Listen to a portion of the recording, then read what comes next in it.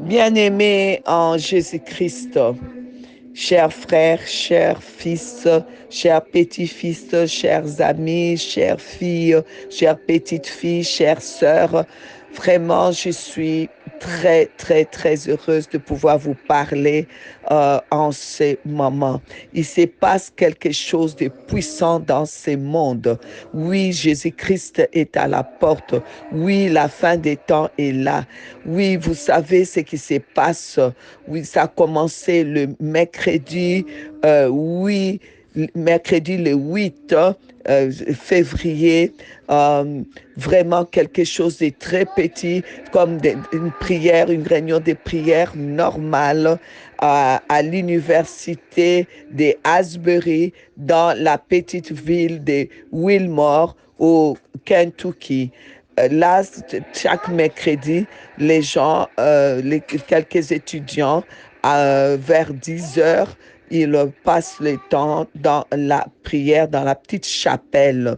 Et c'est comme ça que de là, c'est parti de la prière, de la bénédiction, la puissance de Dieu, le feu du Saint-Esprit est descendu et vraiment tout le monde, à partir de l'université théologique des, des, des, des Asbury.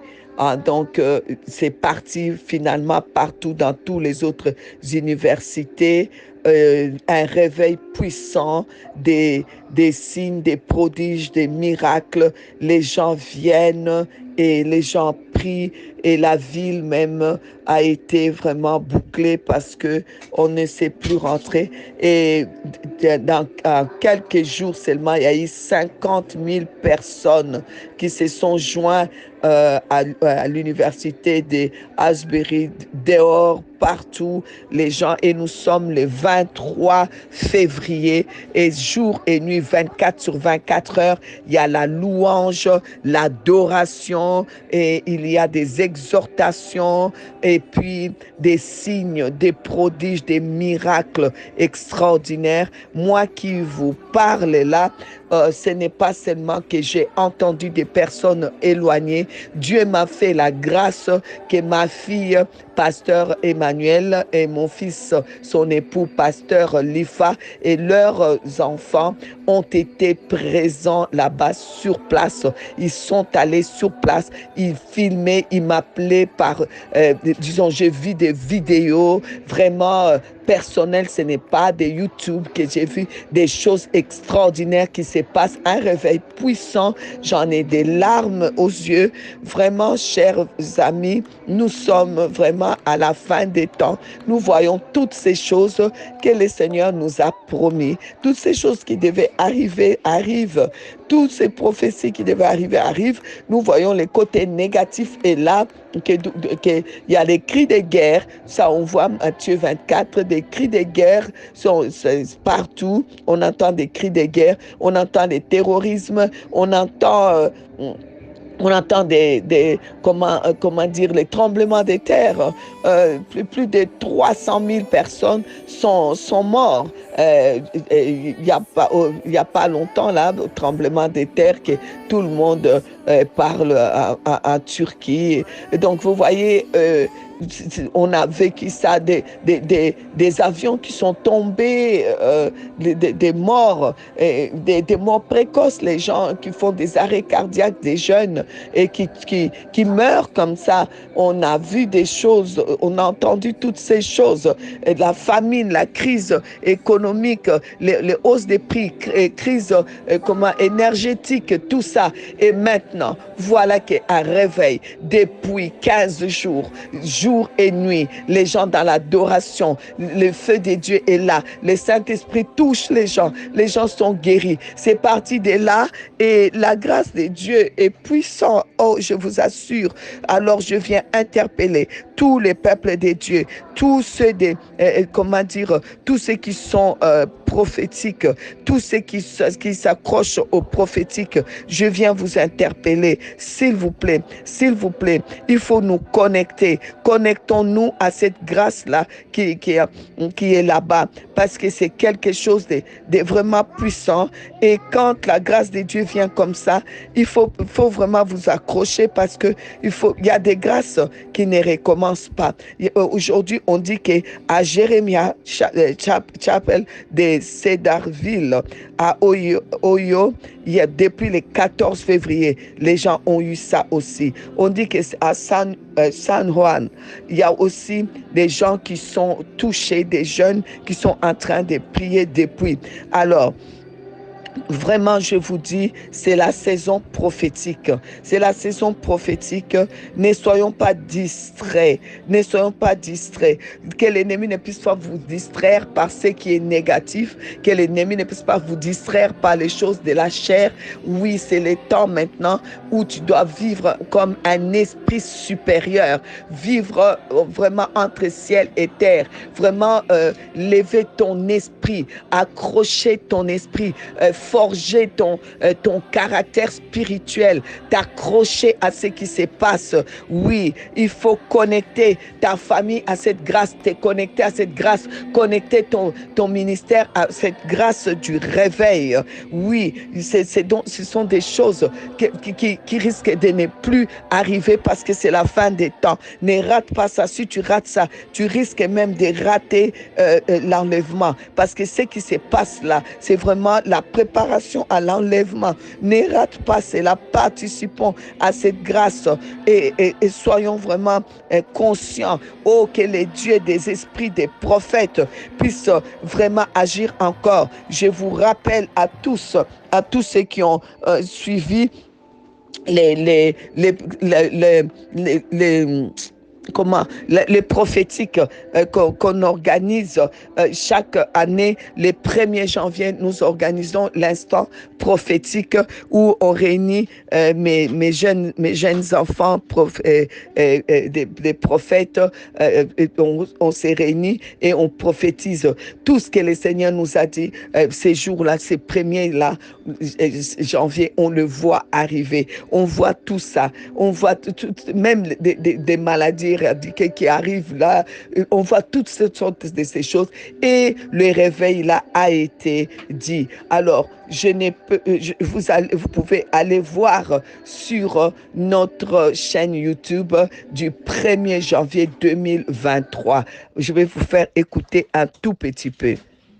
Pour terminer, j'aimerais donner une pensée, c'est par rapport aux États-Unis.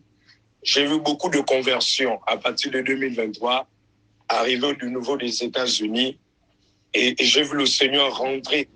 J'ai vu la puissance de Dieu pénétrer sur cette nation. Et il y aura beaucoup de conversions à partir de 2023. Donc, vous avez entendu, chers amis, c'est le peu seulement que j'ai pu vous donner. Allez-y, vous-même écoutez. Nous sommes à la fin des temps. Le prophétique est réel. Quand nous faisons les instants prophétiques, venez. Quand Eldabar organise des instants prophétiques, Eldabar organise des prophétiques, parce que le prophétique, c'est vraiment l'univers où nous devons vivre, l'univers où des miracles de Dieu, l'univers où on écoute les seigneurs, où les seigneurs nous parlent, où les seigneurs nous amènent dans son conseil et il nous révèle les choses qui vont arriver. Alors, accrochez-vous, venez avec nous, allons-y ensemble. Vraiment, je vous dis, ce qui se passe aujourd'hui, c'est ce que la Bible parle de ce qui va arriver à la fin des temps. Vous savez, on n'arrive pas trop bien à saisir comment est-ce que l'apôtre Jacques, on parlait d'autres choses dans Actes chapitre 15. On parlait plutôt de l'organisation de l'Église. Lui, il va nous parler, nous donner la révélation de ce que le prophète Amos a dit dans Amos 9. Alors ici, je vais vous les lire. Dans Actes chapitre 15, on dit, et avec cela s'accordent les paroles des prophètes. Je lis à partir du verset 15, selon qu'il est écrit, après cela, je reviendrai et je relèverai de sa chute la tente de David. J'en réparerai les ruines, je la redresserai, afin que le reste des hommes cherchent le Seigneur, ainsi que toutes les nations sur lesquelles mon nom est invoqué, dit le Seigneur qui fait toutes ces choses. Vous voyez, Amos avait dit dans Amos 9, 11, en ces temps-là, je relèverai de sa chute la maison de David, j'en réparerai les brèches, j'en redresserai les ruines, je la rebâtirai comme elle était autrefois. Donc, vous voyez, c'est ce qui se passe maintenant. Pourquoi? La tente de David, c'était quoi? Au temps où l'arche a été retirée par les Philistins, David avait organisé d'aller chercher l'arche. Entre-temps, il y avait toujours les tabernacles de Moïse qui étaient là. Les tabernacles de Moïse étaient bien organisés. Il y avait les parvis, il y avait les lieux saints, les lieux très saints, il y avait tout, c'était vraiment bien organisé comme le Seigneur avait dit, il y avait les Lévites, tout était bien organisé. Mais lorsque David va chercher l'arche qui était chez les Philistins, avec des chants, des louanges, des sacrifices, vraiment des sacrifices des bœufs, tout ça, il a ramené l'arche dans la cité de David, au lieu d'amener l'arche et le remettre à sa place dans le lieu très saint, dans les tabernacles de Moïse. Il a ramené l'arche chez lui, dans la cité de David. Et il a mis l'arche dans une grande... Il a fait fabriquer une tente qui n'était pas très organisée, comme le tabernacle de Moïse. Il a mis l'arche, il a fait une tente rectangulaire et il a mis l'arche au milieu. Et il a laissé tout le monde s'approcher. Il y avait les gens qui venaient de partout pour s'approcher de l'arche. Et il a mis autour des musiciens qui jouaient, qui adoraient jour et nuit. La Bible dit jour et nuit, 24 sur 24 heures, il y avait la louange, il y avait l'adoration, il y avait des signes, des prodiges et des miracles, il y avait des prophètes qui prophétisaient, il y avait des gens qui venaient recevoir leur guérison, il y avait des gens qui venaient de partout et il n'y avait pas de structure, organisées. C'était vraiment quelque chose d'extraordinaire. Et le Seigneur va venir dire dans Actes des Apôtres que c'est l'arche de David qu'il va relever. Pas les temples de Moïse qui étaient vraiment très bien organisés. Pas non plus pas non plus les temples de Salomon qui étaient très riches. Et il parle des relèvements de sa chute, le tabernacle donc de David, qui était une tente, qui n'avait pas d'organisation. Et c'est ce qui s'est passé à Asbury, au Kentucky, à cette université. Il y avait, c'est dans une toute petite chapelle, des poignées des étudiants en train de prier. Rien n'a été organisé. C'était pas dans une salle avec des portes en or. C'était pas dans une grande salle ou un grand édifice. Il y avait pas de protocole. Il y avait pas des musiciens extraordinaires sortis de l'Académie des musiques internationales. Il n'y avait pas ça. C'est parti de là. Et c'est ça que le Seigneur veut relever aujourd'hui, veut relever dans nos cœurs. Oui, hors de tous les luxures, hors de toutes nos organisations, hors de toutes nos choses bien structurées. Le Seigneur, le Saint-Esprit veut prendre des gens simples, dans un milieu simple, dans la simplicité, dans les choses simples, mais pourvu que le Saint-Esprit soit prioritaire. C'est comme ça que les réveils part. C'est comme ça que le feu part. C'est ça, le tabernacle de David est en train d'être relevé parce que c'est la fin des temps. Le tabernacle de David est en train de relever. Le réveil vient à partir des tabernacles de David. C'est là que nous allons voir les gens de toutes les nations chercher Dieu. Et c'est là que la pluie des saisons, comme dit Joël, comme dit Acte 2, la pluie des saisons de l'arrière-saison vient. Les signes, les prodiges, les miracles, les conversions, un réveil puissant et les retours de Jésus, bam. Alors ne ratez pas parce que vous risquez même de rater le retour de Jésus. Nous sommes au retour de Jésus. Accrochez-vous, que le tabernacle de David soit relevé dans votre nation. Vous m'écoutez, que ça soit relevé dans votre maison, dans votre nation. Ça ne demande pas de l'argent, ça ne demande pas de grosses structures, ça demande juste d'être connecté avec le ciel, avoir un esprit supérieur, pas un esprit terre à terre, un esprit supérieur comme l'avait David, comme l'avait Daniel, comme l'avait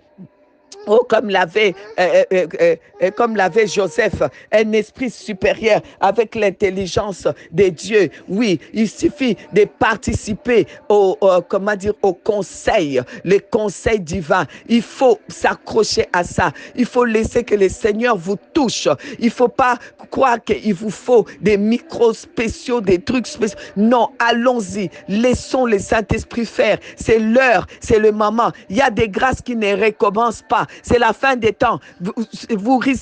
Nous risquons que ça ne recommence plus. C'est maintenant seulement. Ça se passe maintenant. C'est maintenant. C'est maintenant. Recevez-les maintenant. Ça se passe maintenant. Redressons-nous et vivons dans l'univers prophétique. Oui, Eldabar vous appelle à vous joindre à nous dans cet univers prophétique. Allons-y de l'avant. Oui, dans les tabernacles de David, ils ont donné à manger aux pauvres qui venaient. Ils mangeaient jour et nuit sur place. On s'occupait des veuves, des orphelins. Oui, Eldabar vous appelle pour se joindre à nous, pour la maison même des veuves. Peut-être la maison des veuves va vivre aussi ces réveils. Les orphelinats doivent vivre ces réveils. Oui, joignez-vous à nous pour les orphelinats, pour la maison des veuves, pour les enfants de la rue à qui on part donner à manger. Ces réveils-là, ces faits-là va prendre là-bas aussi. Ça va partir à partir des choses simples. Allons-y, allons-y, c'est le moment, c'est le moment, c'est pas le temps de se distraire avec n'importe quoi. S'il vous plaît, c'est le moment de se repentir, c'est le moment de demander pardon, c'est le moment de revenir au Seigneur de tout votre cœur, c'est le moment de laisser la haine de côté, tout ce qui est terre à terre, tout ce qui est choses mondaines de côté. Entrons dans ces réveils. Allons-y de l'avant. Allons-y de l'avant. Que le Seigneur vous bénisse. Que le Seigneur vous bénisse. Ne soyez pas distraits et n'ignorez pas ce message. Que Dieu vous bénisse. J'ai vu beaucoup de conversions à partir de 2023 arriver au niveau des États-Unis et j'ai vu le Seigneur rentrer. J'ai vu la puissance de Dieu pénétrer cette nation. Et il y aura beaucoup de conversions à partir de 2023.